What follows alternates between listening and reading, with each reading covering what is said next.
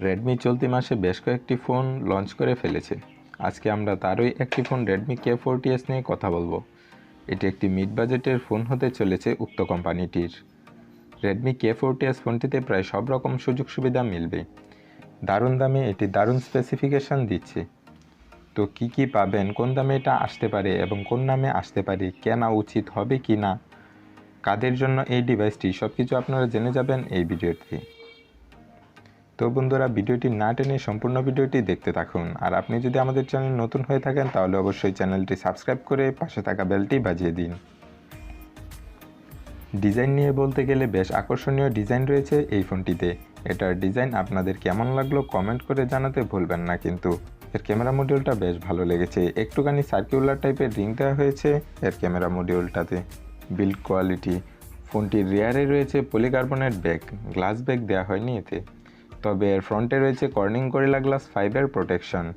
এবার চলুন যাওয়া যাক ফোনটির ডিসপ্লে সেকশনে।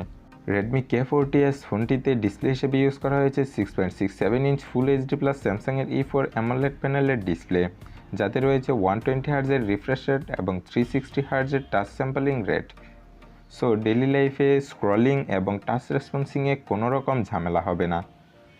এবং এখানে রয়েছে পিপিআই ডেন্সিটি 395, যে কারণে কন্টেন্ট ওয়াচিংয়ের ক্ষেত্রেও বেশ ভালো একটা ফিল পাবেন।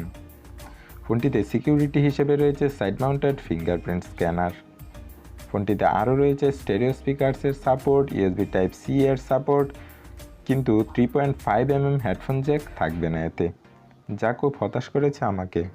এবার চলুন যাওয়া যাক ফোনটির পারফরম্যান্স সেকশনে। রেডমি K40S ফোনটিতে চিপসেট হিসেবে ইউজ করা হয়েছে কোয়ালকমের স্ন্যাপড্রাগন 870 5G চিপসেট, যা অনেক পাওয়ারফুল একটি প্রসেসর, সাথে ওয়েল অপটিমাইজড এবং পাওয়ার এফিসিয়েন্ট। সো এই প্রসেসর থেকে যথেষ্ট ভালো মানের পারফরম্যান্স আপনারা পেয়ে যাবেন। ফোনটিতে রয়েছে 6GB 8GB এবং 12GB র্যাম এবং 128GB ও 256GB internal storage. RAM type হিসেবে ব্যবহার করা হয়েছে LPDDR5-এর র্যাম এবং স্টোরেজ টাইপ UFS 3.1। এই ফোন থেকে ওভারঅল পারফরম্যান্স অনেক ভালো পেয়ে যাবেন আপনারা, বাট এখানে কোনো SD কার্ড স্লট পাবেন না। ফোনটির রিয়ারে রয়েছে ট্রিপল ক্যামেরা সেটআপ, যার মেইন সেন্সরটি হচ্ছে 40 মেগাপিক্সেলের ওয়াইড, সাথে রয়েছে 8 মেগাপিক্সেলের আলট্রা ওয়াইড এবং 2 মেগাপিক্সেলের ফালতু একটা ম্যাক্রো ক্যামেরা। এই ফোনটির রিয়ার ক্যামেরা দিয়ে ভিডিও রেকর্ডিং করতে পারবেন 4K রেজুলেশনে 30 FPS এবং 1080pতে 30, 60 এবং 120 FPS। এতে আরও রয়েছে অপটিক্যাল ইমেজ স্টেবিলাইজেশন অর্থাৎ OIS এর সাপোর্ট। এই ফোনটির ফ্রন্টে রয়েছে 20 মেগাপিক্সেলের সেলফি ক্যামেরা। ফোনটির সেলফি ক্যামেরা দিয়ে 1080p 30 এবং 120 FPSে ভিডিও রেকর্ডিং করতে পারবেন।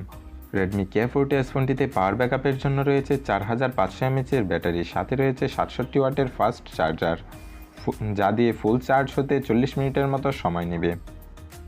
ফোনটি রান করবে MIUI 13 out of the box android 12-এর সাথে। তো বন্ধুরা, এবার চলুন জেনে নেওয়া যাক ইন্ডিয়া ও বাংলাদেশে ফোনটির প্রাইস কেমন হতে পারে। ফোনটির 6GB এবং 128GB ভেরিয়েন্টের প্রাইস ইন্ডিয়াতে হতে পারে 22,000 টাকার মতো এবং বাংলাদেশে হতে পারে 26,000 টাকার আশেপাশে। এমন শোনা যাচ্ছে যে এই ফোনটি Poco F4 নামে আসতে পারে। তবে Poco F4 নামে যদি নাও আসে, তবে পোকোর কোনো না কোনো নাম নিয়ে আসবে এবং সেক্ষেত্রে প্রাইস আরও অ্যাট্রাকটিভ হতে পারে।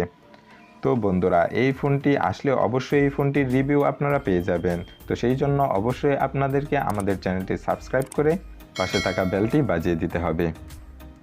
তো বন্ধুরা, আজকের মতো এ পর্যন্তই। ফিরে আসবো আবার নতুন কোনো ভিডিও নিয়ে।